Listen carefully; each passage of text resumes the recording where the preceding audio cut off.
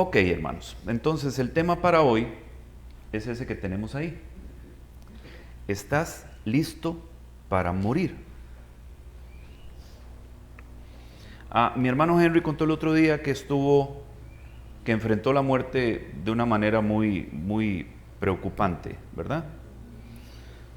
Se le paró un hombre al frente, am, algo le dijo, el hermano le respondió y el tipo le dijo que porque le había hablado de Jesús, había cambiado de opinión, pero que había ido directamente a matarlo. ¿Cuántas veces usted ha enfrentado la muerte? A ver, levante la mano el que tenga conciencia de que en algún momento enfrentó la muerte. Okay.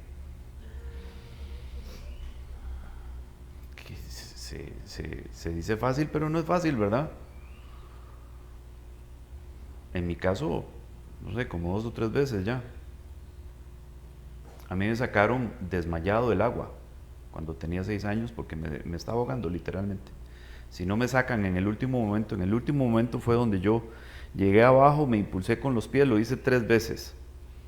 Llegué abajo, me impulsé con los pies y grité. La tercera vez fue la última, ya no tenía fuerzas. Y me hundí. Y me desmayé. Y cuando me desperté estaba en el playón del río y un montón de gente hacia mi alrededor. Entonces yo tengo una pregunta para usted. Si usted tuviera que morir hoy, ¿estaría listo?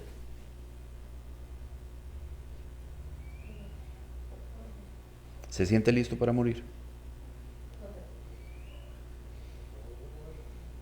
Buena pregunta, ¿verdad? Yo creo que nadie está, digamos así, en contra de otro, no sabe, ¿verdad? Pero que estemos listos, yo creo que es hasta que el Señor ya de veras quiera llevarnos. Amén. Porque de lo contrario, no. Yo no estoy lista. No es, no es algo que uno desea, ¿verdad? No. O sea, morirse no es algo que uno desea, jamás. Si nosotros deseáramos morirnos, cada vez que nos enfermamos nos quedamos ahí a ver si esta vez se nos hace, ¿verdad? O sea, pero no, esa no es la realidad. Cada vez que nosotros pasamos por un proceso de enfermedad o de alguna situación de esas, buscamos cómo salir de eso porque no tenemos ganas de morirnos, ¿cierto? Ok, entonces la pregunta es una pregunta interesante. Bueno, pero entonces, ¿estamos listos para morirnos, sí o no? Hay 2 procesos de muerte que el ser humano experimenta desde la óptica de la escritura. Y desde el seguir a Jesús, hay 2 momentos para morir.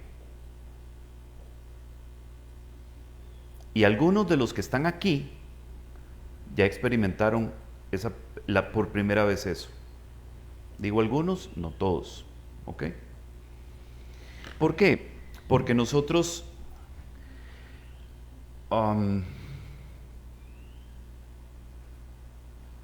tenemos sí o sí, para poder dejar que Dios haga el trabajo en nosotros, tenemos que morir a nosotros. No hay otra opción. Cuando Jesús estuvo en la tierra, volvió a ver a los seguidores, a los discípulos y les dijo, si alguno quiere venir detrás mío, si alguno me quiere seguir, tome su cruz cada día y sígame, dice Lucas 9:23. Me gusta ese. El otro dice, tome su cruz y sígame. Pero Lucas 9:23 dice, tome su cruz cada día y sígame. ¿Qué es la cruz? ¿Para qué servía? ¿O para qué la usaban en aquella época? ¿Qué era la cruz? Para matar gente. O sea, la cruz era un instrumento de muerte. Nosotros le tenemos una simbología y una connotación completamente distinta. Pero la cruz es un instrumento de muerte. ¿Ok? Entonces, cuando Jesús le dice a los discípulos, tome su cruz, eso es de una forma u otra decirle, usted tiene que morirse cada día. O sea, agarre su cruz que es su instrumento de muerte, y muérase todos los días. Entonces, la Biblia habla de dos procesos de muerte en el caso de los que tememos a Dios. ¿Ok? Hoy vamos a hablar de esa primera muerte, precisamente, de ese primer proceso de muerte. Porque es que nosotros estamos enfrentados a la muerte desde que nacemos. Nosotros enfrentamos la muerte desde el día que somos concebidos. ¿Usted sabía eso? Desde ese día en adelante, nosotros estamos enfrentados a la muerte. ¿Por qué? Porque no hay forma de que podamos librarnos de eso. Vea lo que dice Romanos en el capítulo 5 y el verso 12. Dice, Adán pecó y por su pecado entró el pecado en el mundo. Por el pecado de Adán, el pecado entró en el mundo porque él fue el primer humano, ¿cierto? Adán no está hablando del hombre. Quiero que usted lo entienda. Cuando aquí habla de Adán, no está hablando del hombre, del varón, está hablando de los dos. Porque recuerde que en el libro de Génesis, Adán es tanto el hombre como la mujer, ¿cierto? ¿Ok?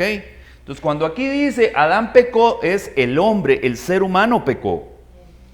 Y por su pecado entró el pecado en el mundo, obviamente, porque esa era la fábrica original, ¿cierto? Y si el molde de fábrica se dañó, todo lo que salga de ese molde viene dañado. ¿Correcto? De este modo, el pecado de un solo hombre vino a representar el de todos los seres humanos. El de él se convirtió en el pecado de todos. Amén. Y la muerte que vino a causa del pecado se extendió a toda la humanidad. Dice, esta es la versión Biblia de Castilla. Entonces, nosotros somos herederos del pecado por la desobediencia de la primera pareja humana.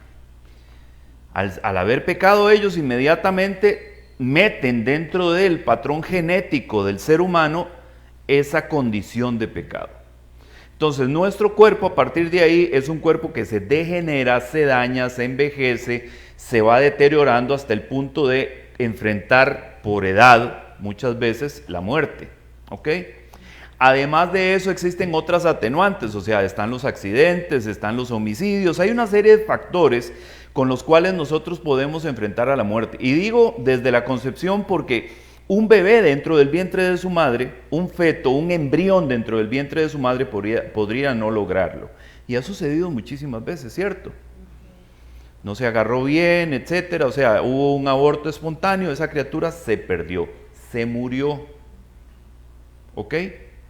Entonces nosotros enfrentamos a la muerte desde el mismo momento de la concepción, porque es una condición humana, nosotros estamos condicionados a morir.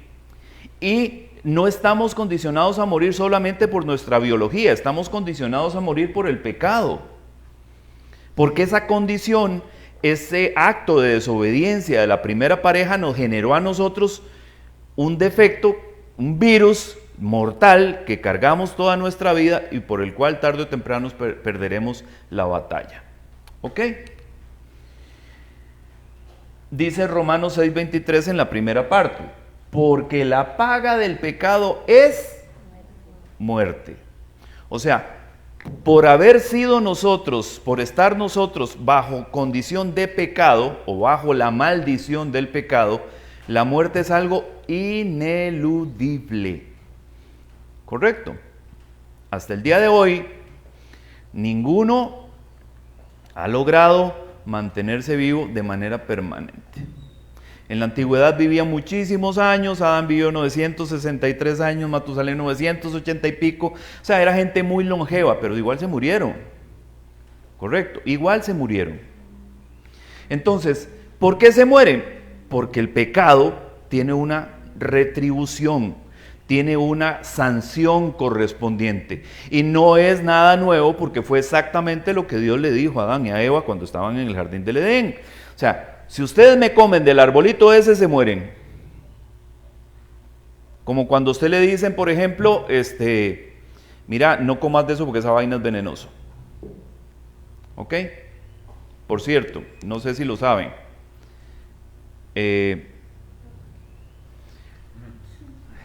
La yuca, que en algunas otras partes del mundo le llaman mandioca, cruda es venenosa.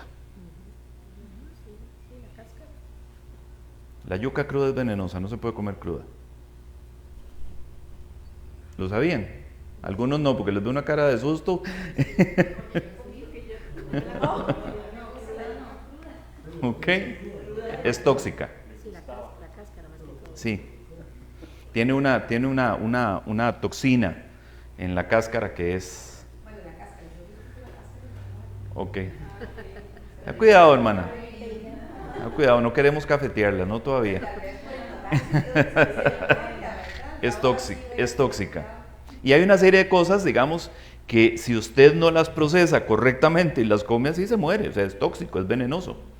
Entonces, cuando Dios le dice al hombre, a la primera pareja humana, ese arbolito no me lo toquen, no está necesariamente diciéndole al hombre, es que es venenoso. Si lo comes te vas a morir. No, lo que le está diciendo es, hay una regla sobre ese árbol. Y si ustedes violan esa regla, si ustedes irrespetan, desobedecen ese estatuto que les estoy ordenando en este preciso momento, se mueren. El hombre procede, o sea, hace exactamente lo contrario, ¿verdad? Va y come. Primero la mujer, después el hombre, y se dan cuenta de que Dios no estaba mintiendo. Era cierto. Y se murieron. Dice la palabra del Señor, porque el día en que coman de él morirán. ¿Correcto? ¿Se murieron inmediatamente ese mismo día? No, pero empezaron a morir. A partir de ese momento empezaron a morir. A partir de ese momento su cuerpo empezó a envejecer y a deteriorarse, y tarde o temprano lo inevitable, se murieron. Porque yo no he visto a Eva ni a Adán, ¿verdad que no? Esos se fueron hace rato. ¿Ok? Entonces, el pecado produce como consecuencia, como sanción correspondiente, la muerte. Dice Romanos 6:7, porque el que ha muerto ha sido libertado del pecado. Entonces, este punto, este último en especial, es muy importante que ustedes lo analicen. O sea, si la Biblia dice, si Dios dice que, o sea, que el pecado produce muerte, en el momento en que usted muere, ¿qué pasa? Queda liberado del pecado, exactamente, ¿ok? La persona que, ¿cómo se llama? Comete un delito y se le impone una pena por ese delito, una vez que cumplió la pena quedó libre. ¿Es correcto? Una vez que la pena fue cumplida, quedó libre. ¿Ok? Si la pena si no es una pena capital, o sea, si no es pena de muerte, si es una sanción, digamos, en años de cárcel, etcétera, pues tarde o temprano saldrá de la cárcel y podrá seguir viviendo libremente porque ya cumplió, ya pagó la pena que correspondía a su delito. Pues la pena que corresponde al delito que la humanidad ha cometido es la muerte. Entonces, en el momento en que usted se muere, la cuenta está saldada. El problema es que nos morimos. Ese es el problema. Sí, ya para qué, ¿verdad? O sea, saldada la cuenta, sí, pero muerto. Entonces no funciona muy bien eso, ¿cierto? Ok. Pues les voy a decir que sí y no. Hay una profecía en el libro de Ezequiel sobre la limpieza con agua. ¿Ok? Ahorita les conecto todo esto para que ustedes se den cuenta de qué estoy hablando. Ezequiel en el capítulo 36, el verso 25 dice: entonces os rociaré con agua limpia y quedaréis limpios de todas vuestras inmundicias y de todos vuestros ídolos os limpiaré. ¿Para qué sirve el agua? Entre otras cosas, ¿verdad? O sea, es un elemento vital que nosotros necesitamos para nuestro cuerpo, para la vida. Pero el agua sirve para limpiar, ¿correcto? Usted tiene una cuestión sucia ahí, le echa agua, restriega un poquito y aquello se limpió. ¿Ok? Entonces, la profecía en el libro de Ezequiel 36:25 habla de un momento futuro, porque habla de que después de esto viene diciendo otra serie de cosas, pero este pasaje es en que quiero que nos concentremos ahorita. Dice que en un momento futuro él iba a rociar a su pueblo, o sea, a Israel, con agua limpia, y entonces ellos iban a quedar limpios de todas sus maldades, de todas sus inmundicias, de todas sus idolatrías. Porque una de las principales situaciones, una de las principales circunstancias por las cuales terminaba Dios peleándose con Israel era ¿por qué? Por la idolatría, porque eran idólatras hasta donde no más. O sea, no podían ver una piedra medio brillante porque se le hincaban al frente a la piedra. Era una cosa terrible. O sea, cualquier Dios era mejor que el Dios que ellos tenían. Cualquier cosa era mejor que el Dios que ellos tenían. Eran malagradecidos, creo yo. Viendo todo lo que Dios hacía por ellos, y cuando volvían a ver ¿cómo se llama? Un tronco ahí medio tallado, les gustaba y empezaban a adorarlo. O sea, era una cosa absurda.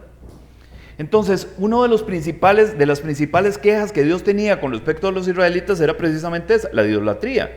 Pero entonces Él les dice, más adelante en el futuro, lo que voy a hacer es que los voy a meter en agua, ¿ok? Los voy a empapar y los voy a lavar y los voy a limpiar de todas sus inmundicias, de todas sus porquerías, de todas sus maldades, de todos sus pecados y de toda su idolatría. Eso era en un momento futuro, ¿ok? Ahora, ¿puede el agua, además de limpiar cosas físicas, materiales, podrá limpiar el pecado? Sí. ¿El agua? No. ¿Perdón? Ajá. ¿El agua como tal puede limpiar el pecado? No. Pues en realidad no. El agua como tal, el agua física, el H2O, ¿verdad? 2 moléculas de hidrógeno, una de oxígeno, no puede limpiar los pecados en el sentido estricto de la palabra. Pero, aquí es donde Dios interviene y potencia las cosas y le da un sentido distinto, ¿ok? El agua como tal, como elemento, como sustancia química, no puede hacer eso en el sentido estricto de la palabra. Pero ni echándole cloro, ni revolviendo eso con potasa. Pero, en un sentido superior, en un sentido espiritual, el agua se convierte en un elemento limpiador del alma de las personas. Y usted dirá, ajá, ¿y cómo es que eso pasa? O sea, si el agua como tal apenas, a duras penas, medio lava, ¿verdad? Porque usted a veces cuando anda medio costrozón, ¿verdad? Cuando estaba, no sé, me imagino que Jerry, cuando hace el trabajo ese de mecánica, ¿verdad? Jerry, dígame una cosa, ¿usted a pura agua se saca la grasa? No, ¿verdad? No importa cuánta agua le echa a las manos, la grasa no se va a ir.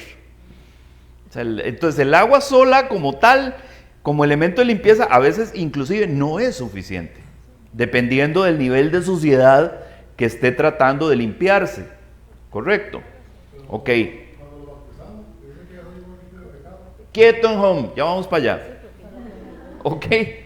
Vea lo que dice aquí. Mateo capítulo 3, versículo 2. Arrepentíos porque el reino de los cielos se ha acercado. ¿Quién dijo esto? ¿Quién fue el primero que dijo esto?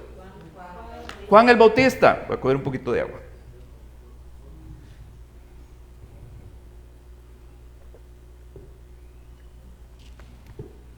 El primero en decir esto es Juan el Bautista.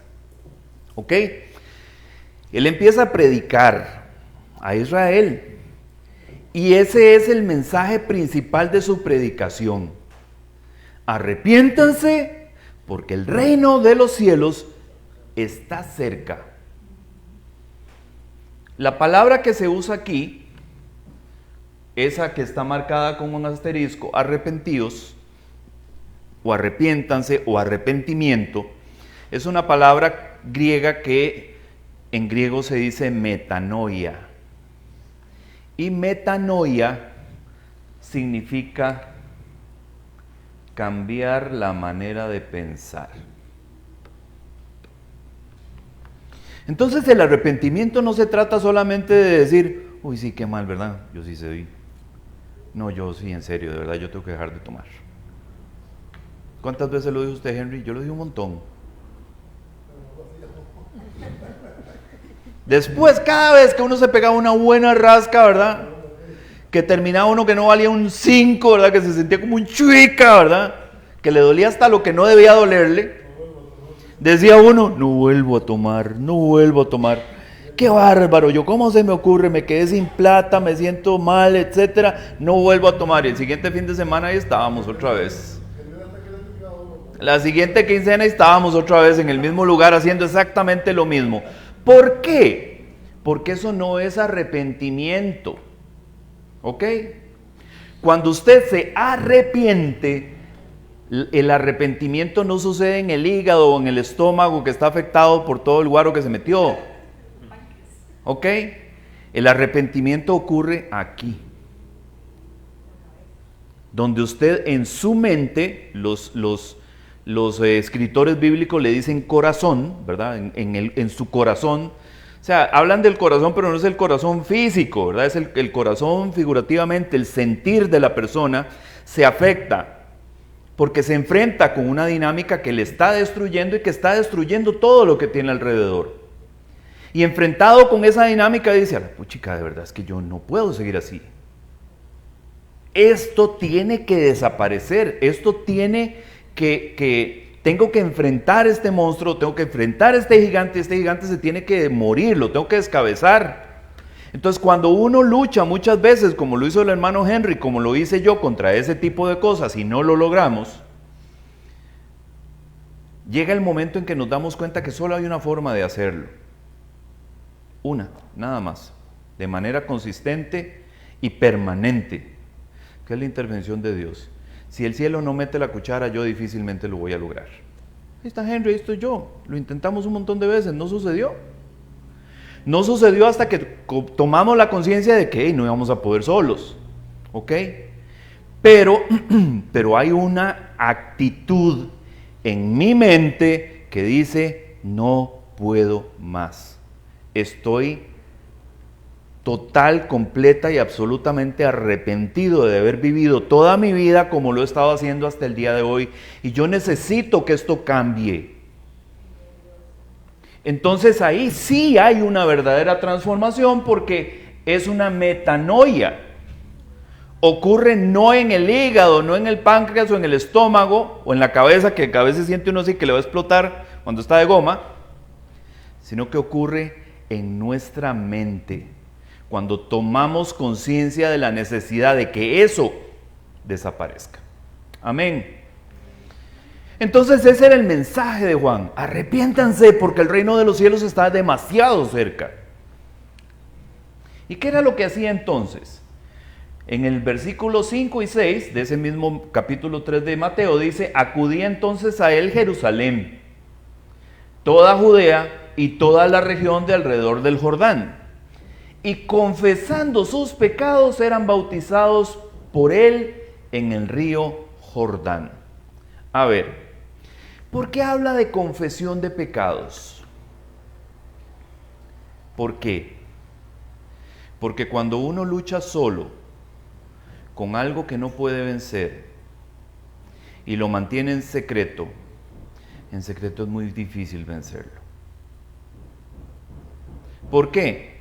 Porque estoy yo tratando de ver cómo hago para que esto no se ventile, para que esto no trascienda y para ver cómo yo logro en algún momento matar, descabezar el dinosaurio, el dragón, ¿ok? Y cuesta mucho. Entonces, ¿por qué habla aquí de confesar sus pecados? Porque es más sencillo cuando otras personas saben cuál es mi problema. Exactamente.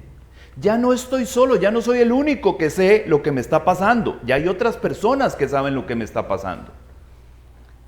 Obviamente, hay que ver a quién se lo va a contar uno, ¿verdad? Obvio, o sea, es un asunto muy delicado.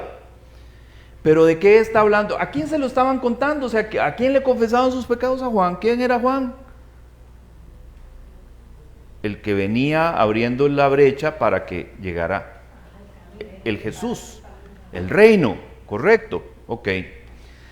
Entonces ellos se acercaban después de la predicación de Juan, ¿verdad? Que era una predicación bastante frontal, ¿verdad? Donde él literalmente les decía, ustedes están llenos de pecado, ustedes, si ustedes no logran, o sea, si ustedes no entienden que tienen que arrepentirse de todo eso, por sus pecados van a morir. Porque lo que merecen es la muerte, porque el pecado lo que produce es muerte y ustedes siguen sin entenderlo. Y tienen que entenderlo, ¿ok? Entonces ellos cuando eran confrontados con eso se daban cuenta de que tenía que pasar, tenía que haber una transformación. Y tal vez era algo que por años se estaban guardando, escondiendo y todo. Entonces al final llegaban, se acercaban donde Juan y le decía, Juan, es que, mira, yo tengo un problema. Tengo un problema. Tengo una relación con una mujer que no es mi esposa desde hace 5, 10, 15, 20 años. Es más, tengo otra familia con esa otra mujer y mi esposa no lo sabe, por ejemplo. Y hasta ese día en que lo confesó, nadie más lo sabía.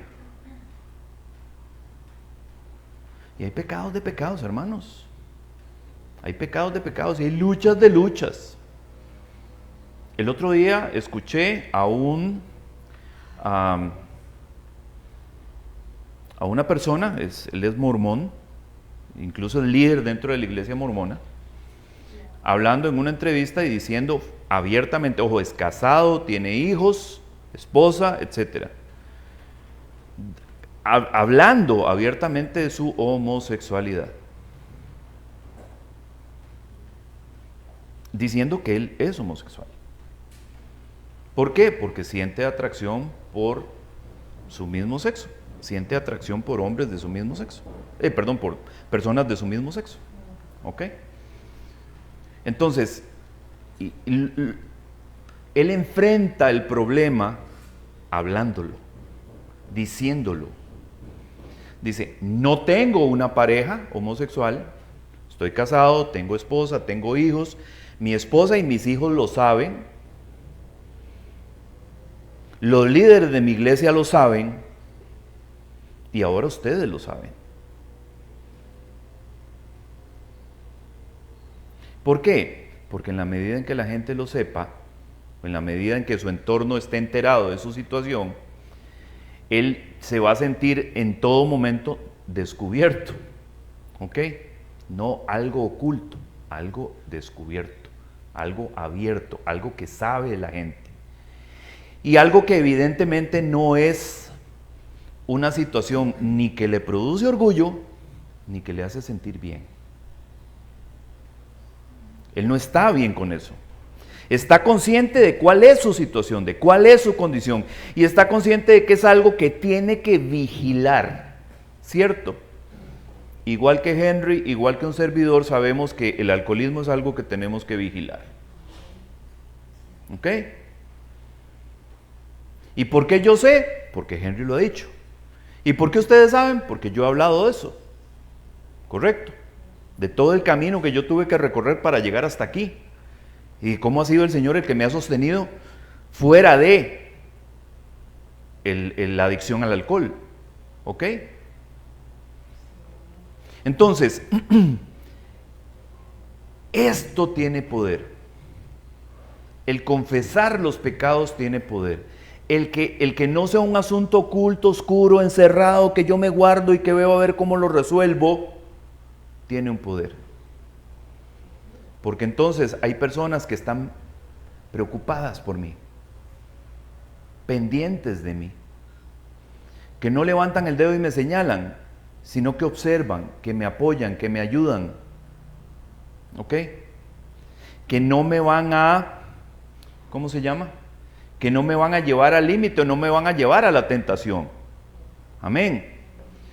Henry y yo sabemos que hay amistades de las que uno tiene que apartarse después de que el Señor hace el trabajo, ¿cierto? Porque si uno no se aparta de esos, no lo logra. Ay, man, no jodas, una birra. ¿Te vas a poner en paz por una birra? Tomémonos una birra. Si te tomabas 12, no te vas a tomar una. Y esa empujadera tarde o temprano nos lleva a las mismas 12 o a más. ¿Cierto? Entonces, esa gente tiene que desaparecer. A veces las quitamos nosotros del camino, pero generalmente es Dios el que las quita del camino.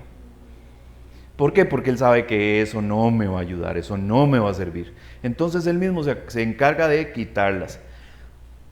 No insista cuando usted pierda una amistad. A veces nosotros tenemos algún disgusto, alguna situación con una amistad, ¿verdad? No el amigo del alma, el que se preocupa por mí, el que me quiere, el que si estoy mal me ayuda. No. La amistad. Y a veces nosotros nos angustiamos, ¿por qué? Porque se enojó conmigo y ya no me habla. Ay, voy a llamarlo, voy a invitarlo a comer, voy a invitarlo a almorzar. Deje eso así.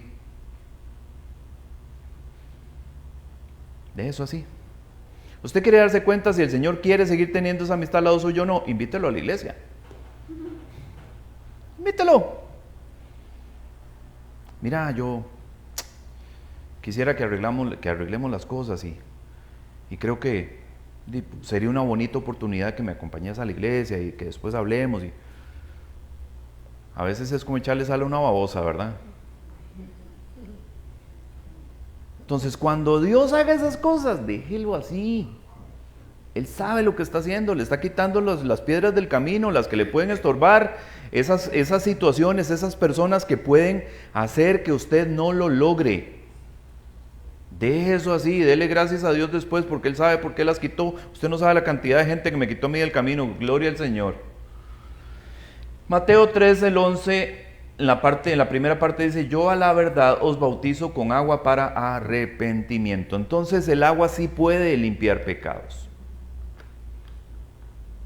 Esa agua de la que habló la profecía de Ezequiel 36, 25, es esta agua que está apareciendo aquí en el primer siglo con la que Juan bautizaba a los miembros de la casa de Israel. ¿Por qué no le predicaba a los gentiles? ¿Se acuerdan? Era solamente a los judíos. Y la profecía de de Ezequiel es una profecía para el pueblo de Israel. ¿Ok? Y aquí está ocurriendo, aquí está apareciendo exactamente lo que Dios dijo que iba a suceder. ¿Por qué entonces el agua cumple ese propósito, esa función de limpiar pecados? ¿Cómo sucede eso? Porque para ser discípulos hay que bautizarse. Jesús lo dijo. Es más, Jesús se bautizó. Y usted dirá, bueno, ¿y qué pecados se le perdonaron a Jesús? No, ninguno. En el caso de Jesús, Él mismo dice, porque tiene que cumplirse la Escritura. Y a partir del momento en que Él se bautiza, inicia su ministerio. O sea, es como la habilitación para el ministerio terrestre de Jesús. Después de bautizado es que Él empieza con el ministerio de 3 años y medio y el reclutamiento de los 12. ¿Ok? A partir de ese momento precisamente. Entonces, tiempo después, cuando Él está por irse, le dice a los discípulos, ustedes ahora tienen que encargarse de darle continuidad a esto. Dice 28:19 de Mateo, id pues y haced discípulos de todas las naciones. Ya no está hablando solamente de los miembros de la casa de Israel, ya no está hablando solamente de los judíos. La profecía originalmente era para los judíos, pero entonces Jesús, después de haber efectuado su ministerio, ya cuando está para regresar, le dice, ahora no se me van a concentrar solamente en los judíos, ahora van a ir a todas las naciones y van a ser discípulos de todas las naciones. ¿Ok? Y cuando discipulen a la gente, los van a bautizar en el nombre del Padre y del Hijo y del Espíritu Santo. ¿Por qué? Porque los judíos solamente creían en ¿quién? ¿Cuál de esos tres era el de los judíos? El Padre. Para los judíos solo Padre había, solo existía el Padre, nada más. El Hijo, ni siquiera sabían que Dios tenía un Hijo. Y del Espíritu Santo, pues mucho menos. Incluso hay unos discípulos que se encuentran después con Pablo, ¿verdad? Y que les dice Pablo, ¿y ustedes ya fueron bautizados en el Espíritu Santo? Y ellos se quedan viendo así, que le dice, ¿y qué es el Espíritu Santo? O sea, ni siquiera sabían. Ellos habían sido bautizados en el Padre nada más. ¿Ok? Entonces, son bautizados en el nombre del Hijo, o sea, en el nombre de Jesús, y son bautizados por el Espíritu Santo, que lo reciben porque era el Espíritu Santo de la promesa. ¿Correcto? Ok. Entonces, para ser discípulos hay que bautizarse.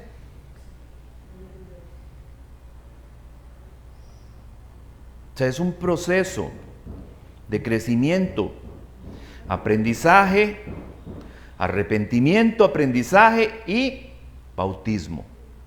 ¿Ok? El otro día estaba hablando con Lupita y hablamos sobre eso, ¿se acuerda, Lupe? Hablamos sobre el tema del bautismo. ¿Y qué me dijo usted? ¿Que después del bautismo qué? Ajá, que después del bautismo cambió su vida completamente. Y Dios empezó a hacer cosas. ¿Por qué? Porque ella tomó una decisión. Porque ya no era una decisión privada, ahora se convirtió en algo público. ¿Ok? Entonces ella toma la decisión de bautizarse y le dice a todo el mundo, ¿saben qué? Yo ahora soy seguidora de Jesús. Y aquí vengo a demostrar con este acto mi decisión a favor de Cristo y a ser a partir de ahora limpiada de mi vida anterior y renovada en una nueva vida delante de Dios. ¿Pero qué es en realidad el bautismo? La palabra bautismo o bautizar viene de baptizar, que es una palabra en latín, dice, y de un latín tardío que es baptizare, del griego baptisien, que significa sumergir o lavar. ¿Ok? No estábamos hablando originalmente del bautismo por aspersión, ¿verdad? Como usan algunas iglesias. Les voy a decir que no solamente la Iglesia Católica, porque nosotros creemos que solo la Iglesia Católica bautiza así. No, hay otras iglesias, la luterana, la anglicana, hay otras iglesias cristianas, además de la Iglesia Católica, que también usan ese método de bautizar. Pero la palabra, la raíz de la palabra bautismo es hundirlo, sumergirlo, ¿ok? En el agua. Ahora, ¿qué es exactamente lo que significa o qué es lo que simboliza este acto? El discípulo de Cristo se sumerge en el agua porque con su bautismo da un testimonio público de lo que ha sucedido en su interior. Es diciéndole a todo el mundo, hace un tiempo yo vengo con un proceso de reconocimiento de mi manera de vivir, de arrepentimiento de esa manera de vivir y de dejar que Dios transforme lo que soy.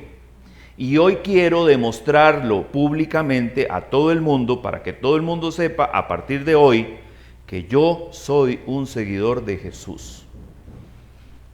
Dice, una vez que él ha creído en el Señor, se ha identificado con la muerte de Cristo y ha creído en su resurrección, ahora lo expresará de manera pública a los hombres, a los seres humanos, a las potestades y a los cielos.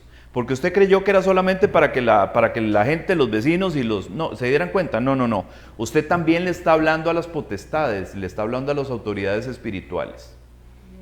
Usted en ese momento le está diciendo, ¿por qué? Porque como es un acto privado, recuerde que las autoridades espirituales de tinieblas no pueden leer nuestra mente. No pueden. ¿Ok? Ellos intuyen cosas y leen lo que nosotros hacemos, pero nuestra mente, meterse en nuestra mente para leer lo que estamos pensando, no pueden hacerlo. Entonces, en el momento en que nosotros nos bautizamos, también a ellos les estamos diciendo, a partir de hoy, yo soy de Cristo. Y aquí está mi ceremonia de iniciación como seguidor de Cristo a partir de hoy. Ahora, ¿qué es lo que representa el bautismo como tal? ¿Sumergido en el agua? ¿Qué pasa si usted lo sumergen en el agua y lo dejan ahí? Se ahoga, ¿cierto? Entonces, sumergirle en el agua es un simbolismo para muerte, para dejar de existir al que usted era antes. Y cuando usted le levantan del agua, es una nueva vida lo que está simbolizando. Entonces, si usted ve el proceso de bautismo es ese, ¿verdad? Una pileta, un río, una piscina o un baptisterio, que es esos lugares que los usan específicamente para eso, una persona agarra, o sea, toma al creyente, al convertido, ¿verdad? Lo sostiene, lo sumerge en el agua, lo deja ahí un momentito y después lo levanta. ¿Ok? Ese instante es donde ocurre precisamente el cambio de mentalidad. Donde usted ya dio el paso y usted demostró públicamente que a partir de ahí usted quiere seguir a Jesús. ¿Es una decisión importante? No, es importantísima.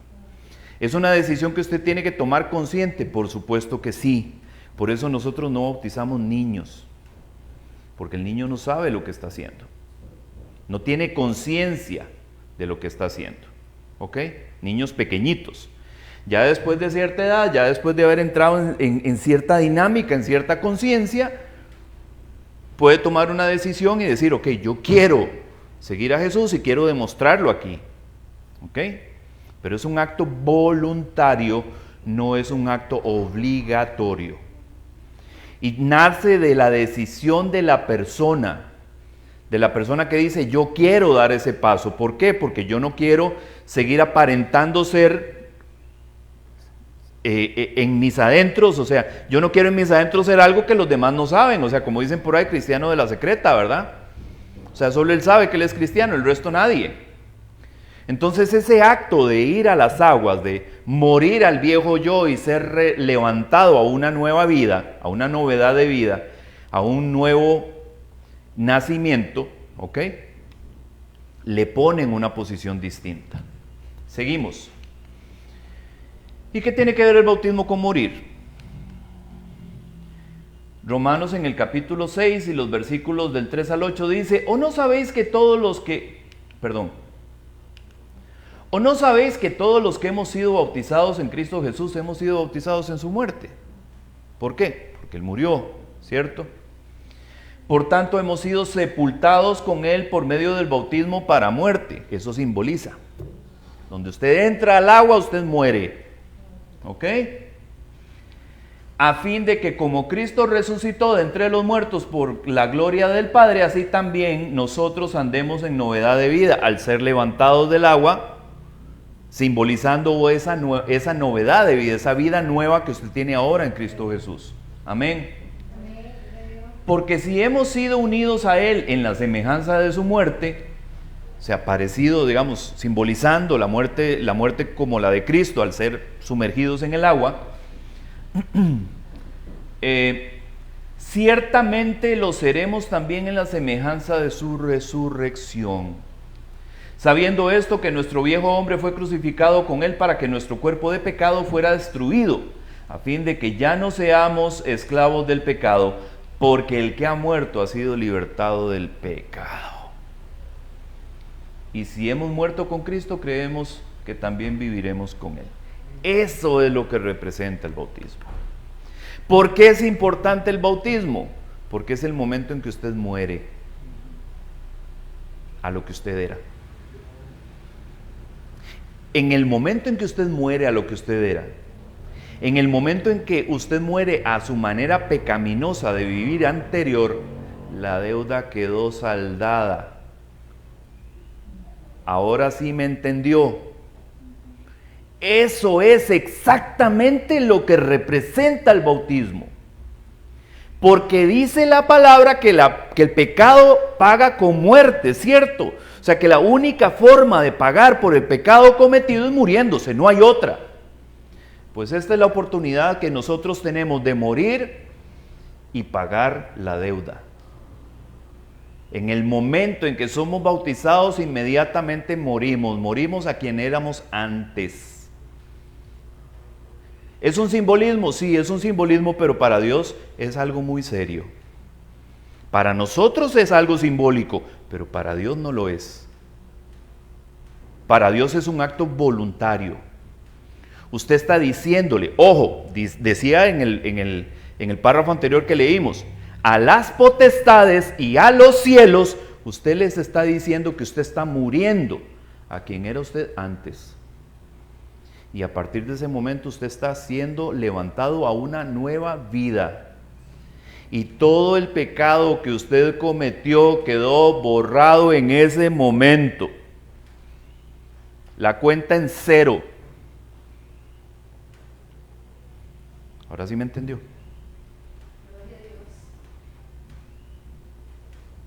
Entonces no estamos hablando de nada más ir a mojarse.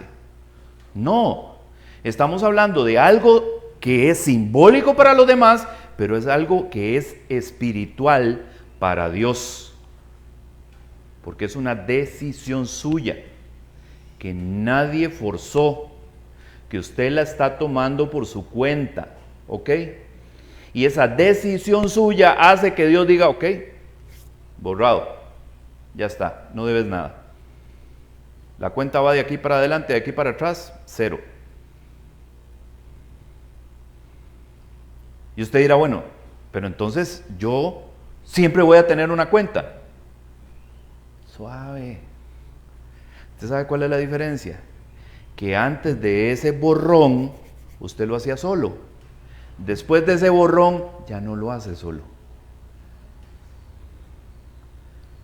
¿Pecamos después de ese borrón? Sí, sí pecamos. Pero tenemos el auxilio del Espíritu Santo para que nos redarguya de ese pecado y para que nosotros podamos pedir perdón a Dios por esas cosas que hacemos después. Un día le decía yo a un amigo, le decía, mira, estábamos hablando del tema y le decía, ¿tú sabes cuál es la diferencia entre vos y yo cuando pasa una piernuda y la quedamos viendo? Lo que vos ves a la minifalda, a la piernuda, le digo yo, se te van los ojos y si puedes vas y das la vuelta para volverla a ver y después te sonreís y te regodeas con lo que acabas de hacer. Le digo, si yo veo a la piernuda, a mí eso me chima después. A mí después eso me quema, me arde. ¿Por qué? Porque yo sé que yo no debía haber hecho eso.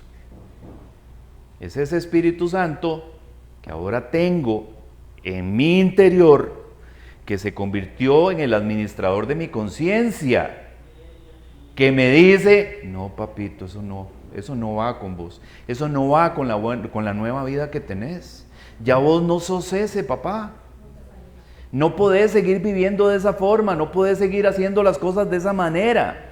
Entonces, claro, yo igual me puse con el otro chaval a verla. Aquel se fue feliz y yo me fui desmoralizado. ¿Por qué? Porque caigo en cuenta de que ese no soy yo. Porque el Espíritu Santo me redarguye de mal, de pecado y me dice que ese no soy yo. Entonces, usted me está entendiendo por qué el bautismo es tan importante. Porque el bautismo pone el marcador en ceros y de ahí para adelante me pone un tutor que va conmigo. Antes de eso yo no tenía tutor. Hacía las cosas por mi cuenta y me importaba un pepino. Pero después del bautismo, después de haber muerto a quien era yo antes, ahora tengo un tutor que me acompaña permanentemente y que me dice, ojo con eso, no te metas ahí, eso no se hace, no es ese quien sos, yo a vos te amo, di mi vida por vos, di mi sangre por vos y vales mucho para que sigas en eso. Y ese es Espíritu Santo el que muchas veces no me deja hacer las cosas. Porque, hermanos, usted y yo lo hemos sentido. Yo les he contado muchas veces, o sea, que se me ha parado enfrente y me dijo, no papá, ¿y usted para dónde va? Y se me para enfrente y no me deja pasar. Y me dice, no. Así de simple. Entonces, ¿por qué? Porque Él es ahora quien administra lo que yo soy en Cristo. Él es el administrador de mi vida, ya yo no soy el administrador. Yo entregué mi voluntad, yo entregué las llaves, yo decidí morir a quien era y ahora Él es el que maneja. Amén. ¿Ya se dio cuenta de para qué sirve el bautismo? Eso es el bautismo en agua. Amén. No es un acto de emoción. Ay, sí, qué lindo para poder ir a cantar en la iglesia. No. Para poder servir, no es para eso. No es para que usted sirva y cante en la iglesia, no, es para que su vida cambie. Porque antes de eso su vida todavía está bajo su propia tutela. Antes del bautismo usted ya puede tener interés en Dios. Ya puede usted tener una convicción de seguir a Jesús, pero todavía no lo está haciendo. En el momento en que usted se bautiza, usted le dice a Dios, usted le dice a Jesús, de aquí para adelante voy a ser tu seguidor. Y le dice a los demás, de aquí para adelante yo soy seguidor de Jesús. Y entonces eso Dios te lo toma como un compromiso tuyo y a partir de ese momento te pone tutor. Tranquilo, papá, que no vas a caminar solo. ¿Qué le dijo Jesús a sus discípulos? No se preocupen, no los voy a dejar solos. Les voy a dejar un ayudante, un consolador, ¿cierto? Ok, ya entendieron, hermanos. Por eso es que nosotros nos bautizamos. No es ni un acto de emoción, ni una obligación, ni un requisito para poder servir en la iglesia. No, es porque queremos morir a quien éramos antes. Queremos dejar eso atrás. Queremos la cuenta en ceros. Y la única forma de poner la cuenta en ceros es esa. ¿Ya me entendieron? Arrepentimiento y bautismo para salvación. Hechos capítulo 2, versículo 38, le dice el apóstol Pedro a la multitud. Y Pedro les dijo, arrepentíos y sed bautizados cada uno de vosotros en el nombre de Jesucristo para perdón de vuestros pecados y recibiréis el don del Espíritu Santo.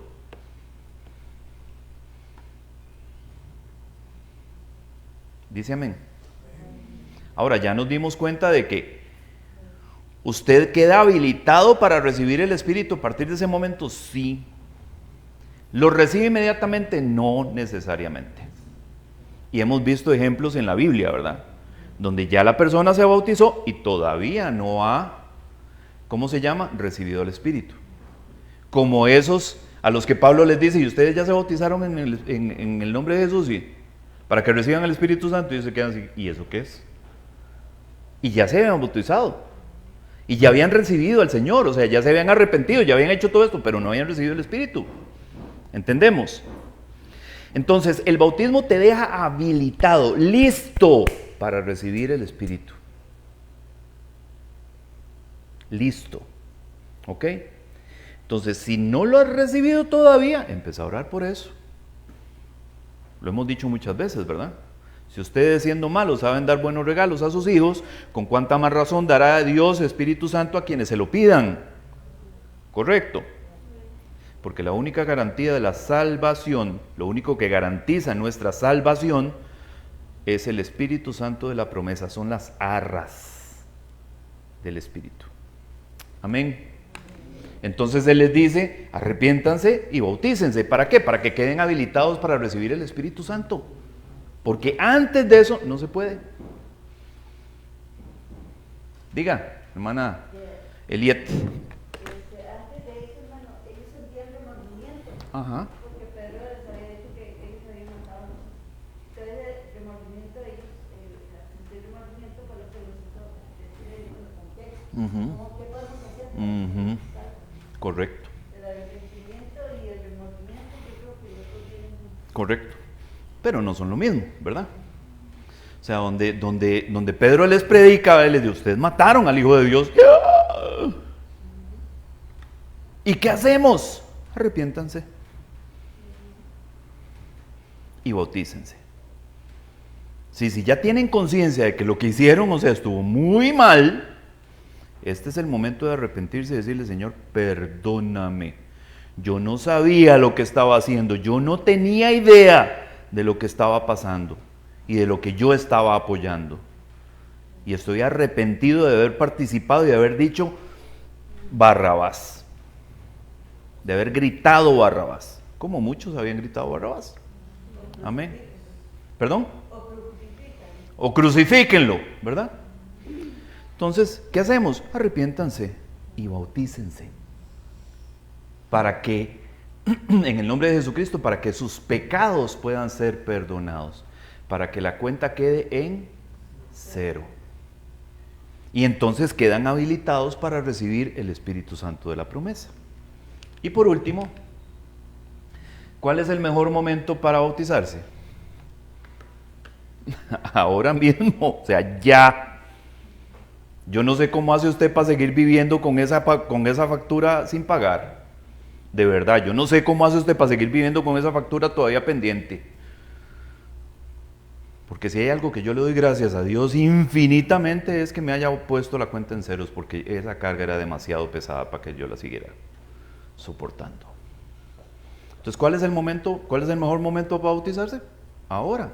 Vea lo que pasa aquí. Hechos capítulo 8, versículos 35 al 38. Entonces Felipe abrió su boca y comenzando desde esta escritura, libro de Isaías, le anunció el evangelio de Jesús. Yendo por el camino, llegaron a un lugar donde había agua y el eunuco dijo: mira, agua. ¿Qué impide que yo sea bautizado? O sea, ¿hay alguna cosa que impida que yo me bautice? Y Felipe dijo: si crees con todo tu corazón, puedes. Respondió él y dijo: creo que Jesucristo es el Hijo de Dios.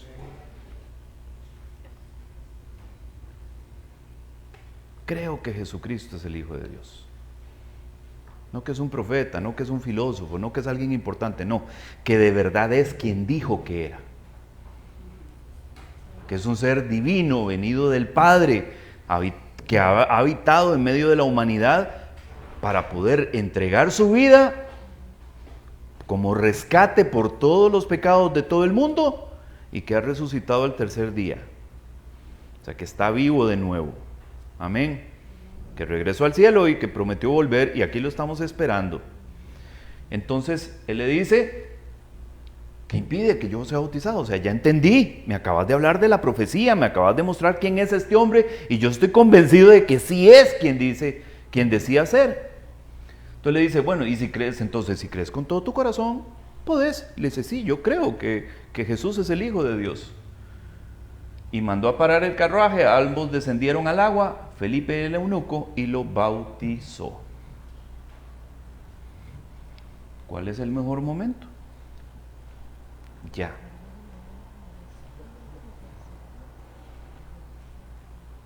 Porque la factura sigue pendiente hasta que usted haga eso. ¿Sí me está entendiendo? La factura no está pagada hasta que usted dé ese paso. No solamente para la gente, para el cielo también. Y para las potestades también. Entonces la cuenta se pone en ceros en el momento en que usted entra al agua y es sumergido ahí. En ese momento la factura se fue a cero.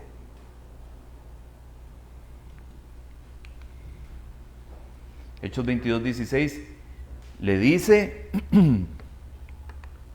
dicen a Saulo, después de haber sido cegado y va donde el profeta y le devuelve la visión y todo este tema, ¿verdad? Le dice entonces él a Saulo, le dice: ¿y ahora por qué te detenés? Levántate y bautízate y lava tus pecados invocando su nombre.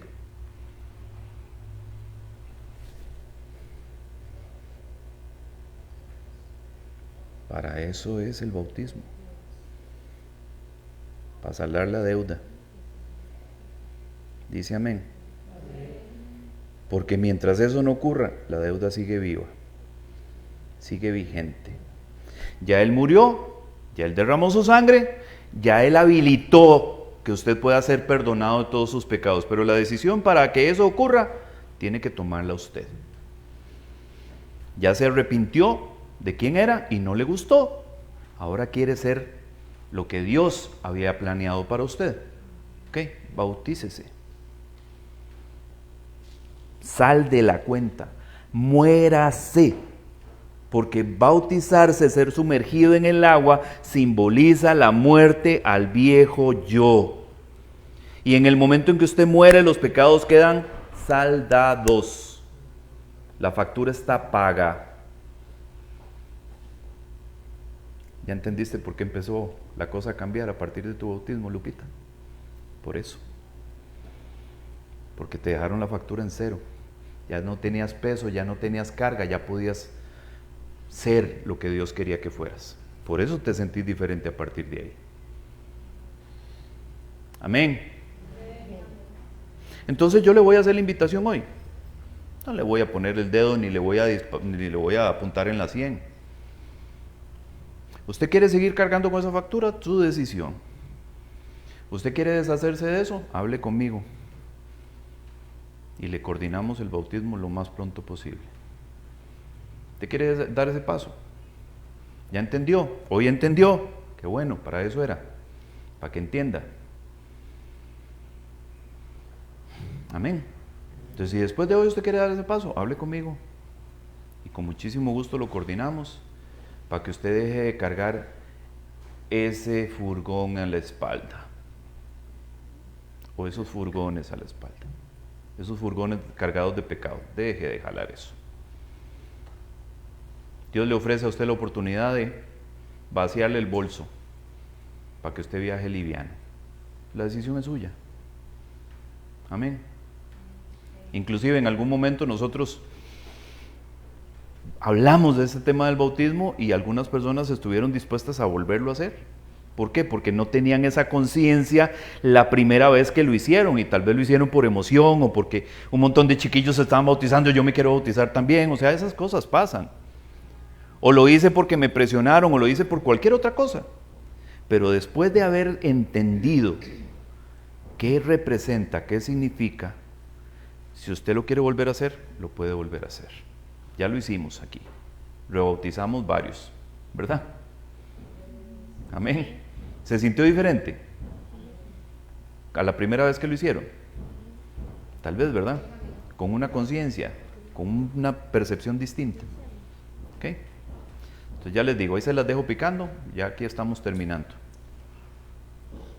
Ahí se las dejo picando.